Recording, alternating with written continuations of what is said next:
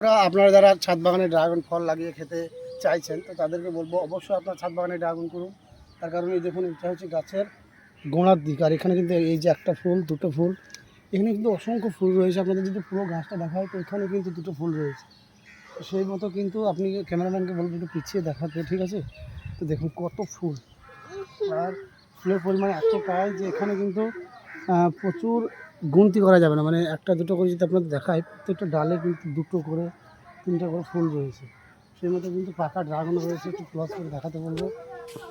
এই যে আর ওপরেও রয়েছে, হ্যাঁ, সবই কিন্তু এখন যখন তো আপনাদের বলবো আপনারা ড্রাগন করুন। আর ড্রাগন এই যে ফুল, এই ফুলেও কিন্তু রয়েছে পাকা ফল, সঙ্গে ওপরেও রয়েছে।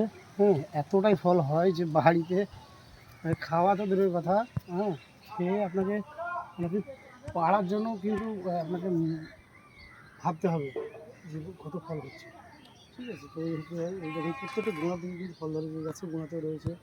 একটু নিচের দিকে ফুলগুলো দেখাতে পারবো কত পরিমাণে ফুল, ঠিক আছে? তো আপনারা বাড়িতে এগুলো করুন অবশ্যই, হ্যাঁ, ভালো ভ্যারাইটি। তো ভিডিও কেমন লাগবে জানাবেন, ঠিক আছে? আজকে কিন্তু ভিডিও দেখা হচ্ছে।